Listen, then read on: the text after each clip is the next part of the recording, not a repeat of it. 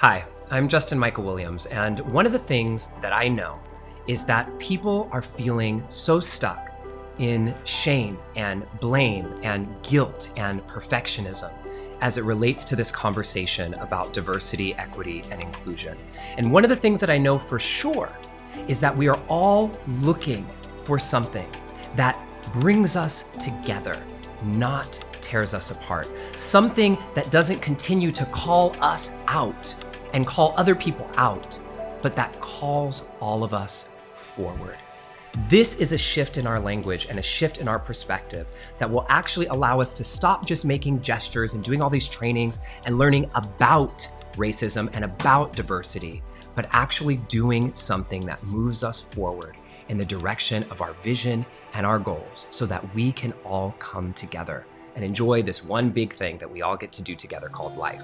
So if I have your attention now, my name is Justin Michael Williams, and I've spent the last decade researching, studying, and teaching in the field of transformation and the science of what actually causes people to not just change, but transform. And the difference between change and transformation is when something changes, you can usually change it back. This is why we focus so much on change, because it's really non-committal. But when something transforms, what was is no longer available to you. So when we transform, there is a little bit of a grieving process that has to happen because we really do have to let go of something. And even if the thing that we're letting go of is causing us harm, there still is something that we have to release. Now, what's important to note here is that what all the science shows is that it's easier to let go of something if you have something even greater to walk toward. And this is the biggest issue that I see right now in our fields of transformation, in our fields of mental health, and in our fields especially of the work for diversity, equity, and inclusion and the fight to end racism, is we're focusing so much on what we're fighting against that we're forgetting to look at what we're moving toward. We're focusing so much on calling people out that we forget that we can actually invite them and call them forward. To help you understand this, a little bit more clearly and really kind of just like bring it down to earth, one of the things that I like to do is make this metaphor that I learned from Marianne Williamson with an immune system. So we can all get this, all right? If you want a healthy immune system, what do? You don't just fight sickness, you have to also cultivate health. And if we cultivate health, then when sickness occurs, when your body encounters something that causes a problem, it's a non-issue. When something goes awry, it's not a problem because you have the immune system that can just handle it. Boop. It's not a problem and you send it away. And so what's happening with sickness in your immune system is we're not healing all sickness, we're changing the context in which sickness occurs. I'm going to say that again. By cultivating health and not just fighting sickness, you're changing the context in which sickness occurs. And this is the same way we have to look at our work in transformation of our personal selves, of our collective selves, of our companies and our organizations, and the movement for diversity and change.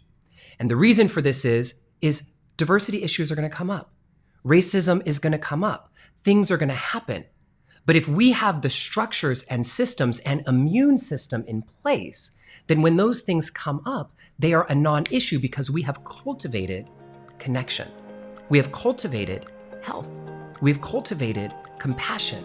We've cultivated the things that are actually scientifically proven to create real and lasting, not change, but transformation. And, this is the big thing. The field of diversity, equity, inclusion is relatively new. And I'm air quoting new on purpose, but new in the way that we're handling it and doing it today. We're the first generation with New York Times best-selling books and all these different kinds of modalities and tools that help us learn how to come together. We're the first generation really doing this in this way.